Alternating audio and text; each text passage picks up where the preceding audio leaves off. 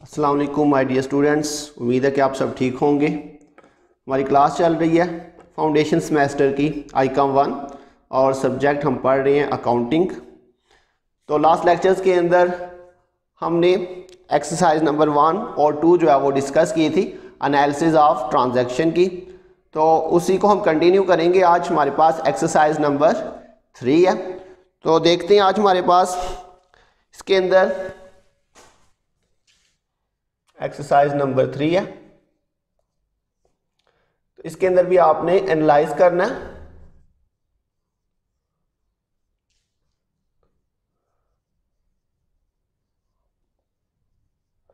Analyse the following transactions. तो analysis के अंदर जैसे हमने बात की थी, हमने 3 काम करने होते हैं। सबसे पहले हमने हेड्स ऑफ अकाउंट्स की पहचान करनी है, फिर उसके बाद हमने इंक्रीज या डिक्रीज देखना होता है, और फिर उसके बाद हमने रूल अप्लाई करना होता है डेबिट एंड क्रेडिट का। तो उसी तरह से यहाँ पर हम देखते हैं हमारे पास पहली जो ट्रांजैक्शन है वो है टेलीफोन बिल पेड। तो ये हमारे पास आज एक ट्रांजैक्शन है। तो हमने बात की थी हर ट्रांजैक्शन के अंदर हमारे पास कम से कम 2 चीज़ें ज़रूर होंगी, और वो कुछ भी हो सकता है। वो एसेट भी हो सकता है, वो लाइबिलिटी भी हो सकता है, वो एक्सपेंस भी हो सकता है, इनकम भी हो सकता है और कैपिटल भी हो सकता है। तो इन 5 में से कुछ भी जो है वो आपके पास ट्रांजैक्शन में आ सकता है। एक ही ट्रांजैक्शन में दोनों सेम चीज़ें भी हो सकती हैं, डिफरेंट चीज़ें भी हो सकती हैं।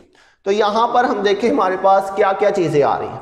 एक तो हमारे पास इस ट्रांजैक्शन में आ रहा है टेलीफोन बिल, और दूसरी चीज़ इस ट्रांजैक्शन में नहीं मेंशन की हुई। तो जैसे हमने लास्ट लेक्चर के अंदर भी डिस्कस किया था कि जब भी क्वेश्चन के अंदर ट्रांजैक्शन के अंदर एक चीज़ गिवन हो और दूसरी चीज़ ना बताई हो, तो दूसरी चीज़ हम हमेशा क्या लेंगे, कैश लेंगे।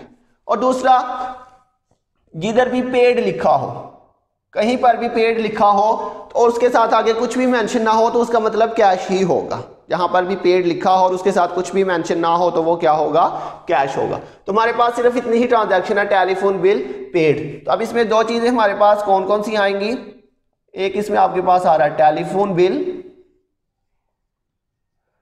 और पेड का मतलब क्या होगा, कैश। हम पेड नहीं लिखेंगे, कैश लिखेंगे। तो पहला काम हमारा क्या होगा, पहचान करना। तो टेलीफोन बिल ये हमारा एक्सपेंस होता है। अगर आपने लास्ट लेक्चर्स को अच्छी तरह से सुना और उसको याद कर लिया होगा, तो हमने क्लास लेक्चर पढ़ा था जिसके अंदर हमने हेड्स ऑफ अकाउंट डिस्कस किए थे और उसकी हमने एग्जांपल्स भी डिस्कस की थी। तो वो एग्जांपल्स भी आपने अच्छी तरह से याद करनी है। आपको पता होना चाहिए कि कौन सी चीज जो है वो किस कैटेगरी में आती है। तो टेलीफोन बिल ये आपको पहले से याद होना चाहिए। तो टेलीफोन बिल हमारा जो होता है ये क्या होता है, एक्सपेंस होता है। तो ये हमने पहचान कर ली, और कैश हमारा एसेट होता है। तो आज वाले सवाल में आप देख रहे हैं, ट्रांजैक्शन के अंदर आप देख रहे हैं कि आपके पास एक ही ट्रांजैक्शन में 2 डिफरेंट चीजें आ रही हैं। एक आपके पास एक्सपेंस आ रहा है और एक आपके पास एसेट आ रहा है। जबकि जो हमने लास्ट 2 क्वेश्चन किए थे उसके अंदर हर ट्रांजैक्शन में दोनों सेम चीजें आ रही थी, दोनों ही एसेट्स आ रहे थे। लेकिन आज वाली ट्रांजैक्शन में एक आपके पास एक्सपेंस आया और दूसरा आपके पास एसेट आ गया। तो ये हमने पहचान कर लिया। उसके बाद हम इंक्रीज एंड डिक्रीज देखते हैं। तो एसेट के अंदर, कैश के अंदर अगर हम देखें कि पैसे आ रहे हैं या जा रहे हैं, तो टेलीफोन बिल पेड, हमने पेमेंट किया, कैश हमारे पास से जा रहा है। तो हमने बात की थी जब एसेट आएगा तो वो इंक्रीज हो रहा है, जब एसेट जा रहा है तो वो डिक्रीज हो रहा है। तो यहाँ पे कैश हमारा एसेट है और एसेट में क्या हो रहा है, डिक्रीज हो रहा है। अच्छा, यहां पर आपने एक्सपेंस के अंदर इंक्रीज या डिक्रीज नहीं देखना। आपने इंक्रीज या डिक्रीज जो है ये सिर्फ एसेट और लायबिलिटी के अंदर देखना। आपने सिर्फ एसेट और लायबिलिटी में इंक्रीज डिक्रीज देखना है। एक्सपेंस, इनकम और कैपिटल के अंदर आपको इंक्रीज डिक्रीज देखने की जरूरत नहीं है, क्योंकि हमने बात की थी एक्सपेंस के लिए, expense always debit, expense always debit. अगर आपको रूल्स याद है तो हमने रूल पढ़े थे एक्सपेंस ऑलवेज डेबिट। तो इसलिए एक्सपेंस जब भी आपके पास आए तो आपको इंक्रीज या डिक्रीज देखने की जरूरत नहीं है। आपने उसको डायरेक्टली क्या कर देना, डेबिट ही कर देना। तो एक्सपेंस जब भी आएगा, एक्सपेंस को आपने ऑलवेज डेबिट ही करना है। और एसेट के लिए हम देखते हैं जी, हमारे पास रूल क्या था, एसेट इंक्रीज होगा तो डेबिट और डिक्रीज होगा तो क्रेडिट। तो यहाँ पे एसेट जो है वो क्या हो रहा है, डिक्रीज हो रहा है, और डिक्रीज इन एसेट क्रेडिट और एक्सपेंस ऑलवेज डेबिट होगा। तो ये हमारे पास आज फर्स्ट ट्रांजैक्शन थी। तो इसके अंदर ये चीज़ आपने बस याद रखनी है कि एक्सपेंस इनकम और कैपिटल में इंक्रीज डिक्रीज नहीं देखेंगे, बल्कि एक्सपेंस हमेशा जो है वो क्या होगा, डेबिट होगा। एसेट और लायबिलिटीज में हम जब करेंगे तो फिर हम इंक्रीज या डिक्रीज देखेंगे। इसी तरह से हमारे पास नेक्स्ट ट्रांजैक्शन है वेजेस पेड।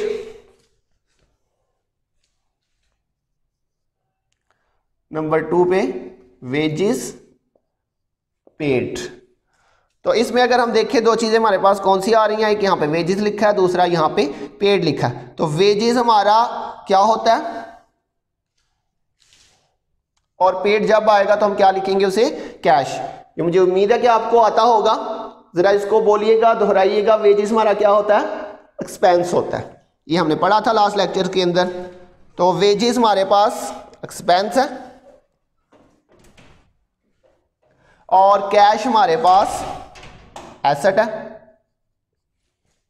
अब इसके बाद हम जो है वो उसका रूल अप्लाई करते हैं, इंक्रीज एंड डिक्रीज। एक्सपेंस के लिए आपने इंक्रीज एंड डिक्रीज नहीं देखना, जबकि एसेट के लिए हम देखेंगे इंक्रीज हो रहा है या डिक्रीज। तो वेजेस हमने पे किए, मुझे बताएं बच्चों कि आपके पास कैश आ रहा है या जा रहा है। तो कैश हमारे पास से जा रहा है, चूंकि हमने क्या कर दिया, पेमेंट कर दी है। सिंपल सी बात है, जब हम पेमेंट करेंगे तो कैश हमारे पास से जा रहा है, तो कैश में इजाफा होगा या कमी होगी?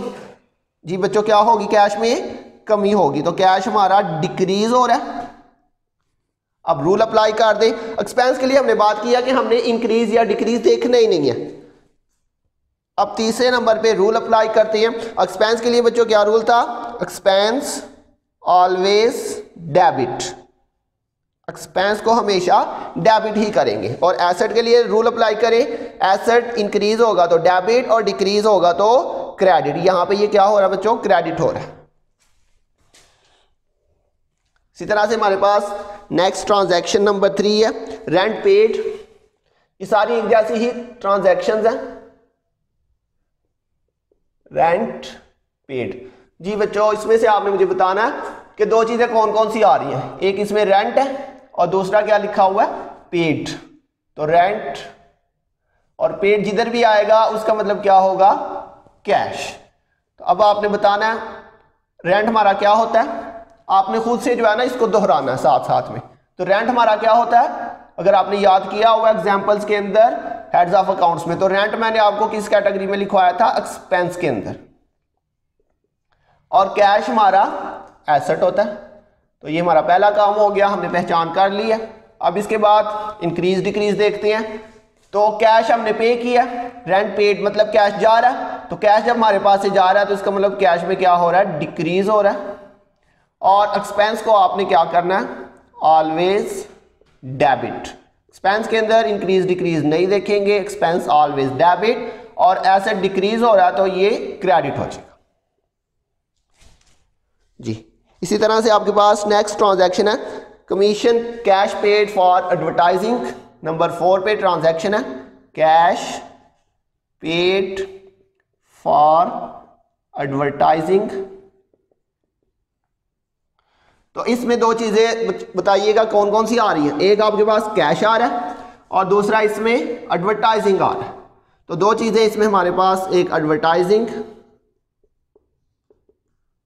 और दूसरा इसमें कैश। अच्छा आप कैश इधर लिख लें, एडवर्टाइजिंग इधर लिख लें, उससे कोई फर्क नहीं पड़ेगा, जिसको मर्जी जिधर मर्जी लिख लें। जी बच्चों फर्स्ट काम हमारा क्या होगा, पहचान करना हेड्स ऑफ अकाउंट्स की। तो मुझे बताएं एडवर्टाइजिंग हमारा किस कैटेगरी में आता है, ये हमारा एक्सपेंस के अंदर आता है। आपको एक्सपेंसेस की सारी एग्जांपल्स याद होनी चाहिए। और कैश हमारा किस में आता है बच्चों, ये आपके पास एसेट होता है। अब इसके बाद इंक्रीज डिक्रीज देखते हैं। तो कैश एसेट था, कैश हमने पे किया तो कैश जा रहा है हमारे पास से, तो कैश क्या हो जाएगा, यहाँ पे डिक्रीज हो जाएगा। और एक्सपेंस के लिए तो इंक्रीज डिक्रीज हमने देखना ही नहीं है, इसको हम क्या करेंगे, ऑलवेज डेबिट। तो ये रूल अप्लाई कर दिया हमने, expense always debit. Cash asset था, डिक्रीज हो रहा है, तो डिक्रीज इन एसेट हमारा क्या हो जाएगा बच्चों, क्रेडिट हो जाएगा। उसके बाद नेक्स्ट आपके पास ट्रांजैक्शन है कमीशन पेड।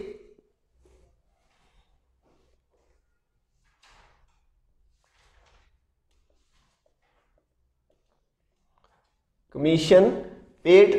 तो इसमें आपके पास दो चीजें अब कौन सी आ रही है, एक कमीशन और एक पेड। तो कमीशन और पेड का मतलब कैश। तो कमीशन हमारा एक्सपेंस है, पहला काम हमारा हो गया, पहचान कर ली हमने। कमीशन जब पे करेंगे तो ये हमारा एक्सपेंस होगा और कैश हमारा एसेट है। कैश जब हमने पे किया, कमीशन जब हमने पे की तो कैश क्या हो रहा है, डिक्रीज हो रहा है, क्योंकि कैश हमारे पास से जा रहा है और कमीशन हमारा एक्सपेंस है और इसे आपने ऑलवेज डेबिट ही करना है। तो अब रूल अप्लाई करते हैं, एक्सपेंस ऑलवेज डेबिट और कैश एसेट डिक्रीज हो रहा है तो ये आपका क्रेडिट हो जाएगा। तो ये सारी एक जैसी ही ट्रांजैक्शन हम कर रहे हैं, बस उसके नाम चेंज हो रहे हैं। उसके बाद है goods purchase for cash, goods purchased for cash. तो ये वाली ट्रांजैक्शन जरा आपने ध्यान से समझनी है, थोड़ा सा इसमें डिफरेंस आ रहा है लेकिन रूल वही है। इसमें आपके पास चीज तो कैश ही आ रही है और दूसरा यहाँ पे लिखा हुआ है गुड्स परचेज्ड। तो गुड्स परचेज याद रखिएगा ये हमारा एक्सपेंस होता है। जब हम गुड्स परचेज करेंगे तो ये हमारा क्या होगा, एक्सपेंस होगा। तो यहाँ पे हम जब लिखेंगे तो हम गुड्स नहीं लिखेंगे। जब भी हम गुड्स परचेज करेंगे, अगर आपको बेसिक कंसेप्ट्स के अंदर याद हो, हमने डेफिनेशंस पढ़ी थी, उसके अंदर हमने डिस्कस किया था, जब हम गुड्स परचेज करते हैं बिजनेस के अंदर तो हम उसको परचेजेस कहते हैं। बिजनेस के अंदर जब हम गुड्स परचेज करेंगे तो हम उसे क्या कहेंगे, परचेजेस। तो इसके साथ गुड्स लिखना जरूरी नहीं है, बल्कि हमने गुड्स नहीं लिखना। जब गुड्स परचेज करेंगे तो हम सिर्फ और सिर्फ क्या लिखेंगे, परचेजेस। ये बात आपने अच्छी तरह से याद रखनी है। नेक्स्ट जब हम क्वेश्चन करेंगे तो वहां पर भी आपने याद रखना, जब भी गुड्स परचेज करेंगे तो हमने गुड्स नहीं लिखना बल्कि क्या लिखना, परचेजेस लिखना। लेकिन अगर गुड्स के अलावा आप कोई और चीज खरीदते हैं, जैसे मशीनरी परचेज, लास्ट दो क्वेश्चंस के अंदर हमने देखा था, जब हम कोई एसेट खरीदते हैं मशीनरी परचेज तो हमने परचेजेस नहीं था लिखा, हमने मशीनरी लिखा था। जैसे फॉर एग्जांपल मशीनरी परचेज्ड।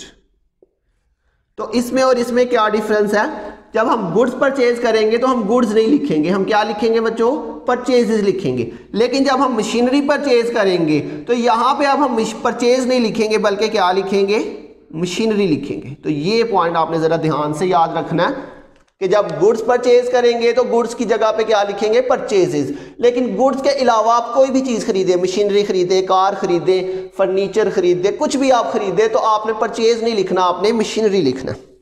तो एक तो ये पॉइंट आपने जरा ध्यान से याद रखना। और दूसरी चीज इसमें हमारे पास क्या आ रहा है, कैश आ रहा है हमारे पास।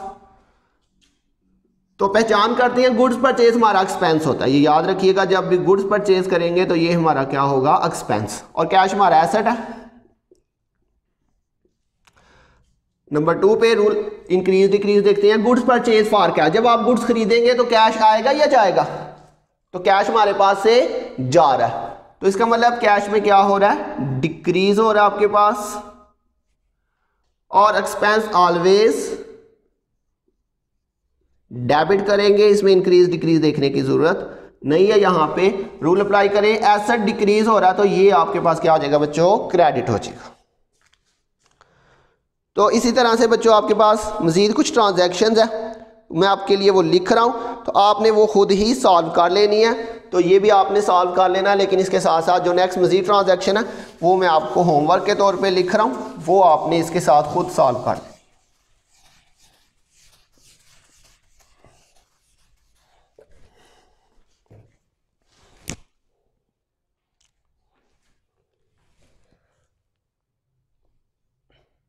Freight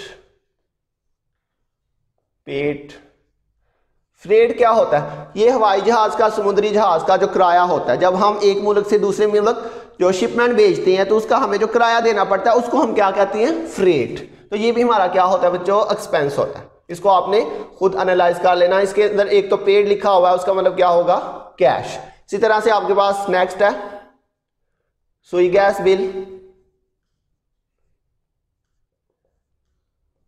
paid. तो इसमें आपके पास सुई गैस बिल जो है ये एक्सपेंस होगा और दूसरा इसमें कैश आ जाएगा। इसको भी आपने बच्चों खुद कर लेना। और उसके बाद आपके पास आ रहा है इसमें कैरिज पेड,